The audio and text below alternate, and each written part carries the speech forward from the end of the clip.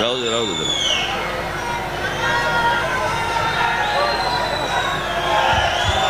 जमलेल्या माझ्या सर्व हिंदू बांधवांनो, भगिनींनो आणि मातांनो,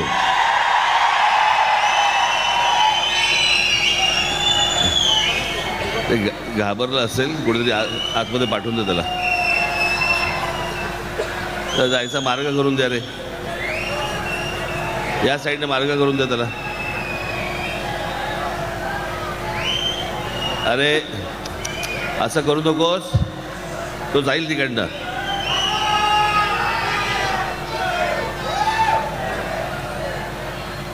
राहू दे ठीक आहे. तर मारू बिरू नका त्याला, मारू बिरू नका त्याला.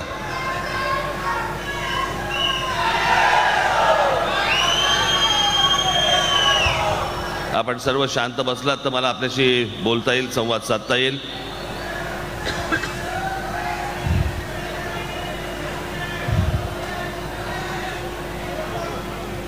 या पुणे शहराचा झालेला सगळा विचका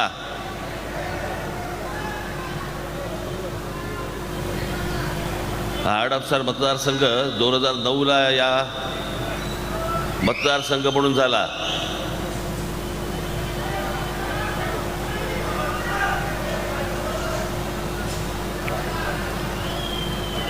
ही सगळी गावं आपली ही महानगरपालिकेमध्ये आली.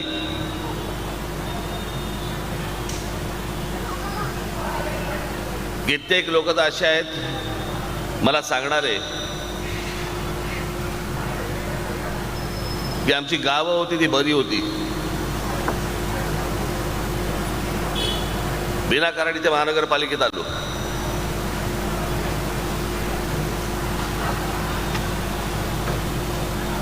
हा सगळा हडपसर, कोंढवा आणि हा सगळा परिसर सगळा ट्रॅफिकने म्हणजे सत्यानाश झालेला आहे का याचं कारण कोणाचं लक्षच नाही. आपल्याकडची शहरं हे नुसते ब्रिजेस, फ्लायओव्हर्स होऊन मिटणारा हा प्रश्न नाही. हा याला काही आकार उकार नावाची गोष्टच नाहीये आणि तुम्हालाही माहिती नाही, समोरच्याला द्यायची काय हेही माहित नाही.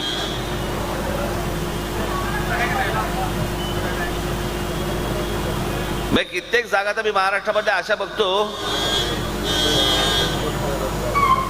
की तिथले राहणारे लोक मरण येत नाही म्हणून जिवंत आहेत.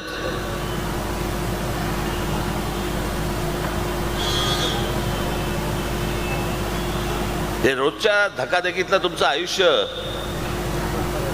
आम्हाला चालायला फुटपाथ मिळत नाहीत, आम्हाला गाड्या चालवायला रस्ते चांगले मिळत नाहीत. गाड्या चालवायला घेतल्या तर ट्रॅफिकमध्ये आम्ही तासनतास जॅममध्ये पकडलेलो असतो. आमच्या लहान मुलांना रस्त्यावरती पाठवता येत नाही, भीती वाटते.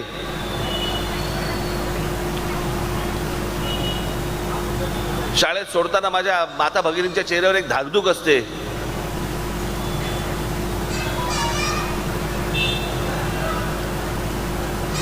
हे सगळे जे विषय आहेत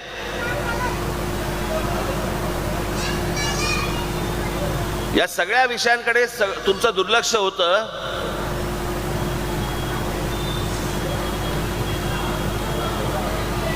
की तुम्ही इकडे लक्षच देऊ नयेत. त्याला जरा शांत बसायला सांगा बरं का, नाही तर घरी पाठवा. तरी टीव्हीवर पण दाखवत आहेत.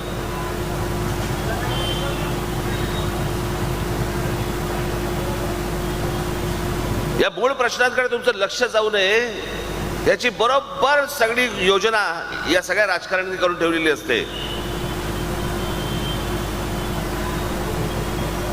आणि ते म्हणजे तुम्हाला जातीमध्ये गुंतवून ठेवायचं, जातीबद्दल द्वेष निर्माण करायचा. हे आत्ताचं जे महाराष्ट्रामधलं वातावरण आहे बाबा, हे महाराष्ट्राला चांगले दिवस आणणार नाहीये.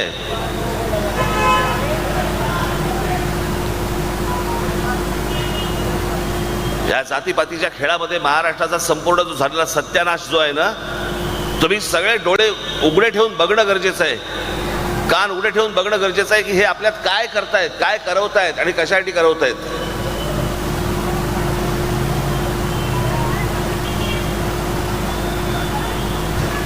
यांच्या सगळ्या झालेल्या सगळ्या चुका ज्या आहेत या चुकांकडे तुमचं दुर्लक्ष व्हावं आणि जास्तीत जास्त तुमच्या जातीपातींमधल्या सगळ्या भांडणांमधनं ह्यांच्या पदरात मतं पडावीत. मी मराठवाड्यामधला एक किस्सा तुम्हाला सांगतो. जर तुमच्या जाणीवा जर जिवंत असतील ना तर तुम्हाला समजेल मी काय म्हणतोय ते. माणुसकी म्हणून जरा जरी तुम्हाला आपुलकी असेल ना, आपण मराठी आहोत, आपण हिंदू आहोत म्हणून जर समजा जरा जरी आपुलकी असेल ना, मी काय म्हणतोय तुम्हाला समजेल नेमकं की ह्या लोकांनी काय प्रकारचा सत्यानाश महाराष्ट्रामध्ये करून ठेवलाय.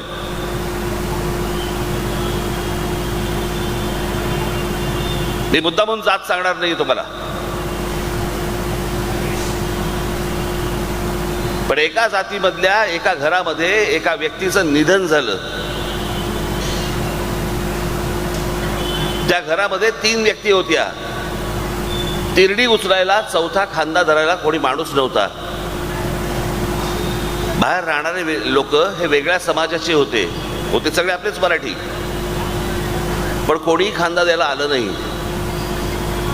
इतकी दिवस, इतकी वर्ष सगळे एकोपाने राहणारे, सगळे एकत्र राहणारे, पण तिरडीला चौथा खांदा द्यायला कोणी येईना. नातेवाईकांची वाट बघत बसले. 6 तासानंतर नातेवाईक आले, त्याच्यानंतर तिरडी उचलली आणि मग स्मशानात गेले. समोरच्या समाजातले लोक बघत होते, समजत होतं, पण हात लावायला मदत करायला कोणी गेलं नाही. इथपर्यंत महाराष्ट्र आणला. पण आम्ही आमचे महापुरुष आम्ही जातीमध्ये विभागून टाकले. हे मी जे तुम्हाला सांगतोय ना, हे राष्ट्रवादी काँग्रेसच्या जन्मानंतर सगळं सुरू झालं, 1999 नंतर.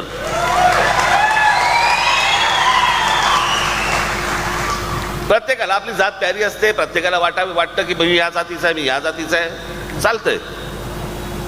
पण दुसऱ्या जातीबद्दलचा द्वेष निर्माण करण्याची जी सुरुवात झाली ती 1999ला राष्ट्रवादी काँग्रेसच्या जन्मानंतर.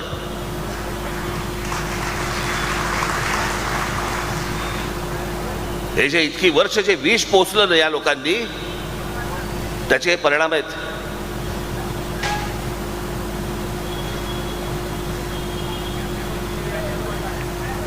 आमचे शिवछत्रपती ज्यावेळेला गेले, त्यांचं निधन झालं, त्यांची जी समाधी होती,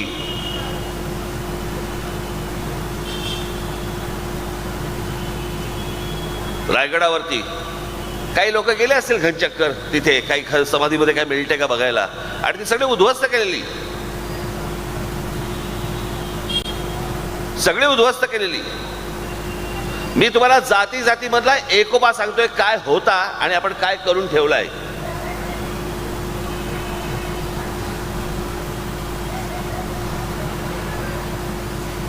आमच्या महाराजांच्या समाधीवरती पहिल्यांदा जर कोणी गेलं असेल तर आमचे ज्योतिराव फुले गेलेत.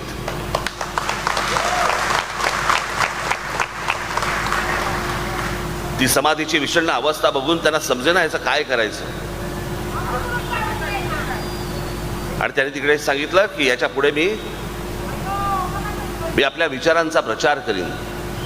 18 पगड जातींना घेऊन स्वराज्याची निर्मिती करणारा आमचा राजा, त्याच्या महाराष्ट्रामध्ये आम्ही जाती जातीत भांडतो, आणि भांडणं एवढ्यासाठीच लावली जात आहेत की ह्यांच्या भ्रष्टाचाराकडे तुमचं लक्ष जाऊ नये.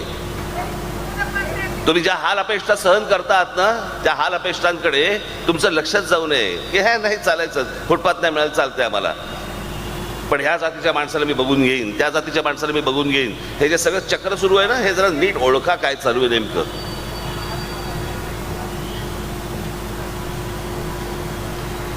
ज्योतिराव फुले गेल्यानंतर, आमचे महात्मा फुले गेल्यानंतर, तिथे अजून काही वर्षानंतर कोण गेलं असेल तिथे महाराजांच्या समाधीवरती?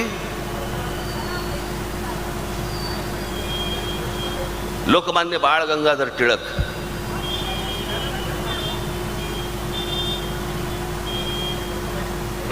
आणि लोकमान्य बाळ गंगाधर टिळकांनी तिथे शपथ घेतली की महाराज तुमची समाधी आम्ही बांधू. आणि मग महाराष्ट्रामध्ये त्यांनी एक फतवाच सोडला, आणि मग हजारो लोकांनी त्या सगळ्या एका तो फंड उभा राहिला, पैसे उभे राहिले, आणि त्या पैशामधनं मग महाराजांची समाधी उभी राहिली. अनेक लोक होते त्याच्यामध्ये, विविध जातीचे लोक आले, सगळे लोक आले की महाराजांची समाधी उभी राहिली पाहिजे म्हणून, आणि मग त्या सगळ्या पैशांमधनं ती समाधी उभी राहिली.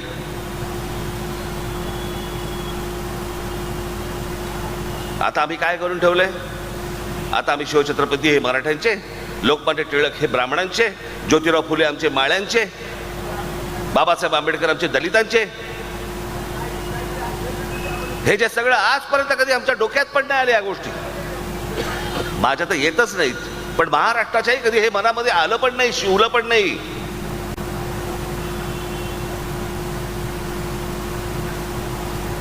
आपण काय महाराष्ट्राचा उत्तर प्रदेश बिहार करून ठेवायचा आहे का आपल्याला?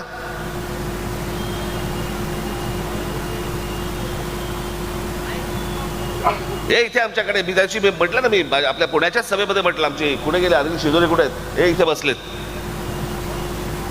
हे एकदा उत्तर प्रदेशात गेले होते आणि जात असताना एका ढाब्यावरती थांबले. एक माणूस आला, त्यांनी विचारलंय ना क्या चाहिए? हे म्हणाले 2 कप 2 चाय चाहिए. ठीक आहे, तो माणूस उलटा फिरला. हे सगळं चालू असताना एक काउंटरवरचा जो मालक होता तो हे सगळ्या गोष्टी बघत होता. काउंटरवरचा माणूस उठला, ह्यांच्यापाशी आला.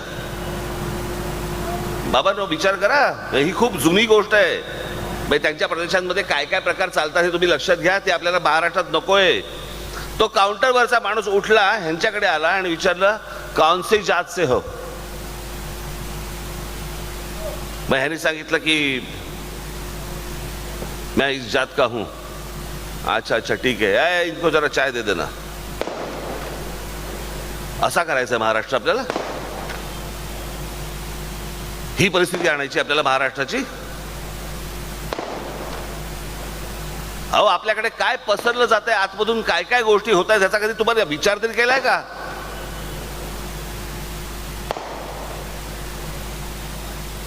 या हडपसरमध्ये, या इथे अनेक मोहल्ल्यांमध्ये सिमीचे अतिरेकी सापडलेत. त्याच्यानंतर तुमच्या आयसिसचे अतिरेकी सापडलेत, टेररिस्ट. हे अनेक मोहल्ल्यांमध्ये शिरलेले आहेत. उद्या हे काय करतील इथे आणि काय सापडलेले ते सापडले, न सापडलेले किती असतील? हा धोका आम्ही समजून आपण लक्षातच घेणार नाही आहोत का की आपल्या बुडाखाली कोणता बॉम्ब लागलेला आहे? हा सगळा अतिरेक्यांचा जो सगळा अख्खा लागलाय ना बॉम्ब, याच्याकडे आमचं लक्ष नाही. शहराचा सत्यानाश होतोय. आमच्याकडे शाळांमध्ये ऍडमिशन्स मिळत नाहीयेत, आमच्याकडे हॉस्पिटल्स मिळत नाहीयेत. हॉस्पिटल असली तर तिकडे आम्हाला खाटा मिळत नाहीयेत, आम्हाला रोजगार मिळत नाहीये, आम्हाला नोकऱ्या मिळत नाहीयेत, आम्हाला शाळांमध्ये ऍडमिशन मिळत नाहीयेत, आमच्या महिला सुरक्षित नाहीयेत, आमच्याकडे लहान लहान मुलींवरती बलात्कार होत आहेत. आम्ही कशाचा लक्ष देत नाही आहोत? आम्हाला फक्त प्रिय आहे, आम्ही जातीमध्ये लक्ष देतोय. जात, ही सगळी राजकीय मंडळी तुमचा सत्यानाश करून ठेवतील. सत्यानाश. इथे आमच्या ज्या वेळेला शिवछत्रपतींच्या पुतळ्याची जेव्हा अवहेलना केली, त्यावेळेला जे सगळं झालं, त्यावेळेला रस्त्यावरती कोण उतरला? आमचा साईनाथ उतरला पहिला. बाकीच्या पक्षाचे आमदार बिमदार कुठे होते? सगळेजण कोण नव्हतं. जो तुमच्यासाठी रस्त्यावर उतरतो, जो 24 तास तुमचा विचार करतो, मला असं वाटतं की तो आमदार असणं गरजेचं आहे. त्याच्या हातामध्ये तुम्ही सत्ता देणं गरजेचं आहे. त्याच्या हातामध्ये या गोष्टी जर समजा दिल्या तर काहीतरी घडू शकेल, तर काहीतरी होऊ शकेल. माझा शहराकडे बघण्याचा माझा एक दृष्टिकोन आहे. मी एक स्वतः चित्रकार आहे, जग फिरलेला माणूस आहे मी. जगामधली शहरं काय प्रकारची शहरं होतात आणि आमच्याकडे सगळा दिवसेंदिवस सत्यानाश. कारण एका कोणाचं लक्षच नाही. हा कुठेतरी एक माणूस येतो, तो म्हणतो की मला इथे ब्रिज पाहिजे, तो म्हणतो मला इथे स्पीड ब्रेकर पाहिजे, तो म्हणतो मला इथे फ्लायओव्हर पाहिजे. मग तो प्रत्येकाला वाटते त्याप्रमाणे गोष्टी घडतायत. तुम्हाला वाटते त्याप्रमाणे काय घडतंय? मी गेली 25-30 वर्ष या पुण्यामध्ये येतोय. मला माहिती नाही आता ती भाषणं रेकॉर्ड कोणी केली असतील की नाही केली असतील, मला कल्पना नाही. पण गेले 25-30 वर्षापासून मी जवळपास इथे येऊन सांगतोय पुण्यामध्ये की मुंबईचा सत्यानाश व्हायला खूप मोठा काळ गेला.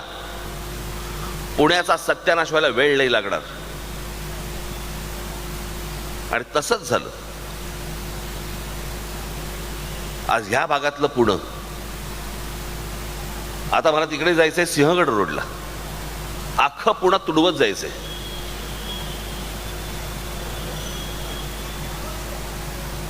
कसा ह्या ट्रॅफिक मधनं पोहोचणार आहे हे माझं मलाच माहिती. उद्या तर माझ्या 5 सभा लावल्यात, मला माहित नाही त्या शेवटच्या सभेला मी कधी पोहोचणार आहे.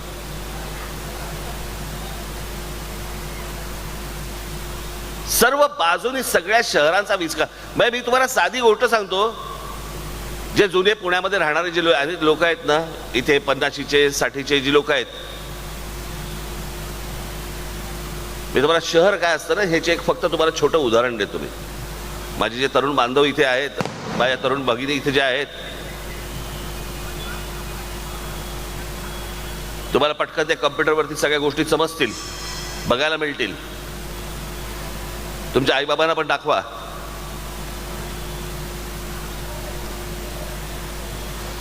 कोणत्याही तुम्ही पुण्यातल्या एका 50-60च्या माणसाला फक्त विचारा, काय रे बाबा तुला जुनं पुणे आवडतं का आत्ताचं पुणे? तो पहिलं बोलत जुनं पुणे छान होतं, शांत होती. मुंबईच्या माणसाला विचारून बघा, त्याला विचार जुनं मुंबई आवडते का आत्ताची मुंबई आवडते? जुनी मुंबई. ठाण्याच्या माणसाला विचारा, तो म्हणतो जुनं ठाणं. नाशिकच्या माणसाला विचारून बघा, तो म्हणतो जुनं नाशिक. नागपूरच्या माणसाला विचारून बघा, तो म्हणतो जुनं नागपूर. दुबईच्या माणसाला विचारून बघा, तो म्हणतो नाही आत्ताचं दुबई. ज्या प्रकारे शहरं घडवली जातात, ज्या प्रकारे शहरं मोठी होतात, त्याला एक आकार उकार असतो. लोकांचा विचार करून शहरं घडवली जातात आणि मोठी केली जातात. आमच्याकडे कुठचाच विचार नाही. प्रत्येक गोष्टीतनं कॉन्ट्रॅक्ट मधनं टक्के घ्यायचे, पैसे खायचे. रस्ता बनवला की तो 6 महिन्यात खराब झाला पाहिजे. 6 महिन्यात का खराब झाला पाहिजे? कारण नवीन कॉन्ट्रॅक्ट निघतं. नवीन कॉन्ट्रॅक्ट निघालं, नवीन टक्के येतात, नवीन पैसे येतात.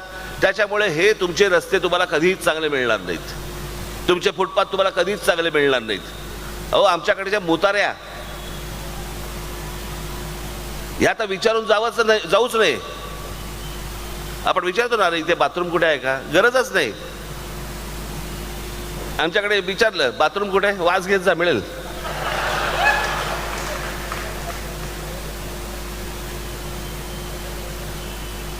काही स्वच्छता नाही, काही नाही. तुम्हाला उत्तम चांगलं आयुष्य मिळालं पाहिजे. तुमच्या येणाऱ्या पुढच्या पिढ्यांना नवीन जीवन मिळालं पाहिजे. शहरात राहताना बरं वाटलं पाहिजे. घरातलं पाऊल बाहेर ठेवताना बरं वाटलं पाहिजे की अरे मी चांगल्या शहरामध्ये राहतोय. हे काय अचानक चमत्कार नाही घडणार आहे. उद्या जरी समजा तुम्ही माझ्या हातामध्ये हे राज्य दिलं तरी काय पहिल्या 5 वर्षामध्ये महाराष्ट्रात. पण तुमच्या एक गोष्ट लक्षात येईल की ज्या प्रकारचं काम माझ्या हातात सत्ता दिल्यानंतर जे होईल त्याच्यावरती तुम्हाला नक्की वाटेल की अजून पुढची 5 वर्ष याच माणसाच्या हातामध्ये सत्ता दिली पाहिजे.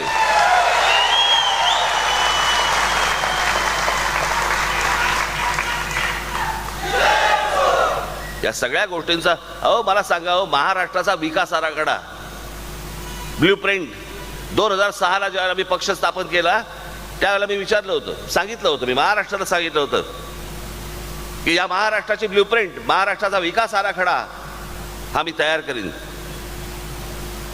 1947 पासून स्वातंत्र्य मिळाल्यापासून 2024 पर्यंत आजपर्यंत या देशातल्या एकाही राजकीय पक्षाने हे राज्य कसं असावं, कसं चालवावं, काय प्रश्न आहेत ते कसे सोडवावेत, कोणीही विकास आराखडा मांडला नाही. प्रत्येक वेळेला तुम्हाला जाहीरनामे दिलेत की आम्ही हे करू, केलेलं नाहीच.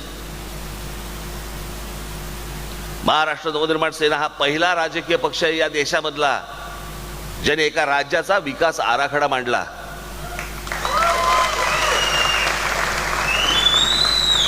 माझा या शहरांकडे आणि सगळ्या गोष्टींकडे बघण्याचा काय दृष्टिकोन आहे ना, मी तुम्हाला आत्ता सांगतो. इथून जेव्हा तुम्ही घरी जाल ना, माझी आपल्याला सर्वांना विनंती आहे, YouTube वरती जा, वरती राज ठाकरे टाका, राज ठाकरे एस्थेटिक एवढं फक्त टाका. त्याच्यामध्ये एक 16 मिनिटाची एक डॉक्युमेंटरी येईल जी 2014ला केली आहे मी. ती ज्यावेळेला तुम्ही ऐकाल बघाल त्यावेळेला तुमच्या लक्षात येईल मी कशा प्रकारचा विचार करतो, मी कशा प्रकारचं राज्य बघतो. मी ज्याला राज्याचा विचार करतो मला खुर्चीचा सोच नाही हो. माझ्या गळामध्ये मग मुख्यमंत्री पदाची माळ घालावी याच्यासाठीचा करत असलेला विचार नाही येतो. मी महाराष्ट्रामध्ये जन्माला आलोय, मी शिवछत्रपतींच्या महाराष्ट्रात जन्माला आलोय. जे शिवछत्रपतींनी जो विचार दिला तो मराठेशाहीने जो रुजवला या देशामध्ये संपूर्ण हिंद प्रांतामध्ये, ते गतवैभव जे आहे ना, ते जे वैभव ते परत मला महाराष्ट्रामध्ये आणायचंय. आम्ही हरवून बसलेलो आहोत सगळ्या गोष्टी. ती ज्यावेळेला मी ब्ल्यूप्रिंट मी ज्यावेळेला बोललो 2006 ते 2024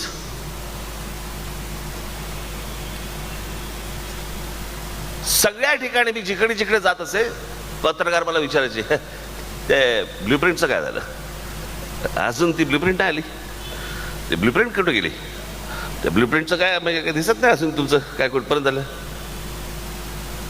एका पत्रकार परिषदेमध्ये मला एका पत्रकाराने विचारलं हा ते तुमची ब्ल्यू फिल्म नाही आली. म्हटलं साल्या 30 काढायला पाहिजे होती, निदान बघितली तरी असतीस.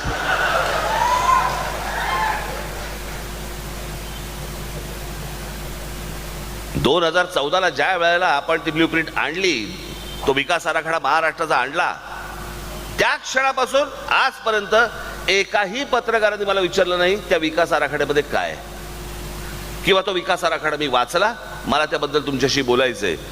कारण पत्रकारांना त्याच्यामध्ये इंटरेस्टच नव्हता, त्यांना काही त्याच्याशी देणं घेणंच नव्हतं. त्यांना तर मुळात महाराष्ट्राशी काही देणं घेणंच नसतं. जे माझे आता पत्रकार जे येत आहेत माझे इंटरव्ह्यू करायला, शिंदे असं बोललेत, मग फडणवीस तसं बोललेत, मग उद्धव ठाकरेंनी असं केलं, मग शरद पवारांनी असं केलं.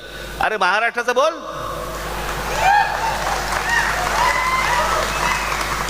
महाराष्ट्रातल्या तरुणांबद्दल विचार, त्यांच्या नोकऱ्यांबद्दल प्रश्न विचार, महाराष्ट्रामध्ये होणाऱ्या शेतकऱ्यांच्या आत्महत्याबद्दल प्रश्न विचार. कोणालाही हे प्रश्न विचारत नाहीत ही माणसं. यांचा फक्त एकच उद्योग असतो, सांगायचं काय महाराष्ट्राचं विजन. आणि गेल्यावर काय विचारतात, हे तुम्हाला असं बोलले, ते त्यांना तसं बोलले, ह्याच्यातनं हे असं करतायत, ते तसं करतायत. कोणाला काही विजनशी काही पडलेलीच नाहीये, कोणाला काय महाराष्ट्र घेणंच नाहीये. माझी महाराष्ट्रातल्या जनतेला माझं सांगणं आहे, माझ्या महाराष्ट्रामधल्या माझ्या तरुण बांधवांना, माझ्या तरुण भगिनींना मला सांगणं आहे, तुम्ही महाराष्ट्रावरती लक्ष दिलं पाहिजेत. हा राज ठाकरे काय बोलतोय हे तुम्ही नीट लक्ष देऊन ऐकलं पाहिजेत. मला तुमची सगळ्यांची साथ हवी आहे. हा आपल्याला महाराष्ट्र मोठा करायचा आहे. अहो महाराष्ट्र आहे, दुसरं कुठचं लेचपेचं राज्य नाहीये हे.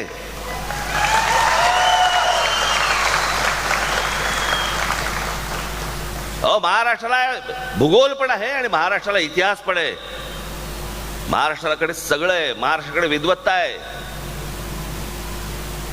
एवढ्या सगळ्या गोष्टी असलेला या देशातलं हे एकमेव राज्य आहे. ते राज्य या राज्यकर्त्यांच्या खाली जाऊन आपण सडवतोय. ही संधी वारंवार येत नाही. यांनी गेल्या 5 वर्षामध्ये केलेला जो सत्यानाश जो आहे ना, कोणी उठतंय, कोणाही बरोबर जात आहे आणि कोणी काही करतंय, कोणी कुठच्याही पक्षात जात आहे.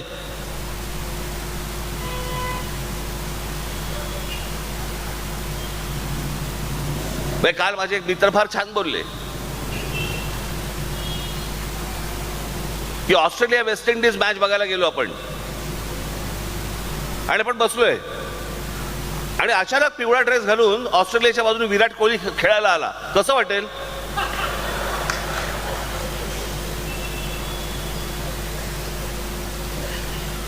किंवा भारत वर्सेस आपण समजा काहीतरी इंग्लंड मॅच चालू आहे, आपण बघायला गेलो आणि भारताकडनं अचानक आपल्याकडे बॉलिंगला ब्रेटली आला, कसं वाटेल? या संपूर्ण महाराष्ट्रामध्ये सगळ्या राजकीय पक्षांची IPL करून ठेवली आहे. कोण कुठच्या पक्षातनं काय खेळतंय काहीच कळत नाही.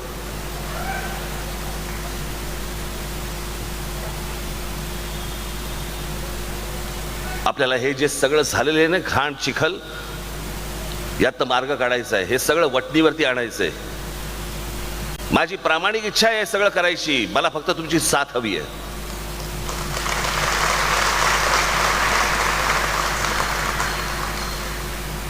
मी आज इथे हडपसरला आलोय. हडपसर मधल्या माझ्या माता भगिनींना, बांधवांना, भगिनींना माझी विनंती आहे, हात जोडून विनंती आहे. संधी वारंवार येत नसते.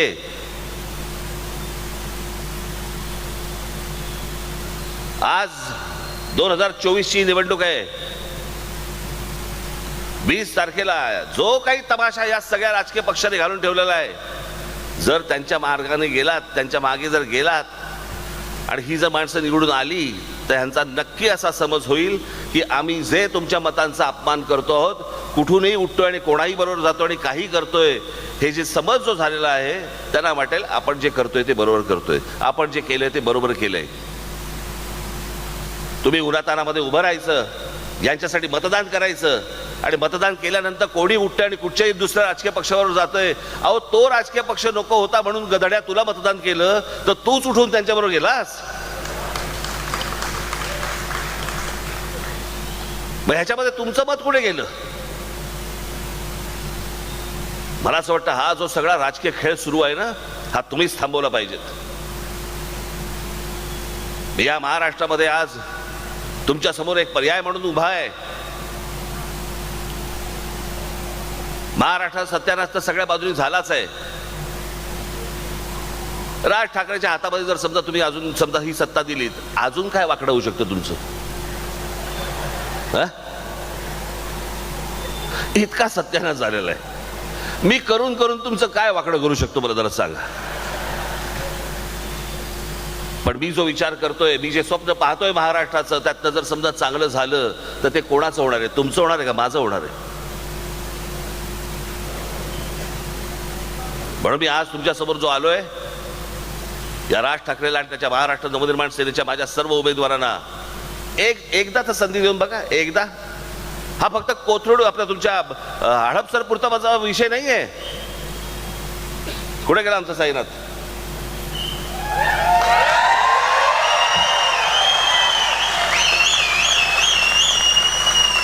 माझा साईनाथ तर आहेच, पण महाराष्ट्रामध्ये जिथे जिथे म्हणून महाराष्ट्र नवनिर्माण सेनेचे जिथे जिथे उमेदवार उभे असतील, मला सगळ्या मतदारसंघामध्ये जाणं शक्यच नाही. मला पोहोचू पण शकत नाही, हो, जाऊच शकत नाही. 15 दिवसाची वेळ मिळाली या प्रचाराला, इथपर्यंत जायचं कसं? आणि म्हणून मला आपल्याला सर्वांना सांगायचं आहे की येत्या 20 तारखेला जिथे जिथे म्हणून महाराष्ट्र नवनिर्माण सेनेचे उमेदवार उभे असतील, तिथे तिथे तुमचे कोणी मित्र परिवारातले लोक, तुमचे नातेवाईक, सगळे जिकडे जिकडे कोणी असतील त्यांना फोन करा आणि येत्या 20 तारखेला रेल्वे इंजिन या निशाणीवरती बटन दाबून माझ्या महाराष्ट्रभर सगळ्या ठिकाणी उभे केलेल्या माझ्या महाराष्ट्र नवनिर्माण सेनेच्या माझ्या सर्व उमेदवारांना आपण प्रचंड मताने विजयी करावं असं एक आवाहन करतो आणि आपल्या सर्वांची मी रजा घेतो. धन्यवाद. जय हिंद, जय महाराष्ट्र.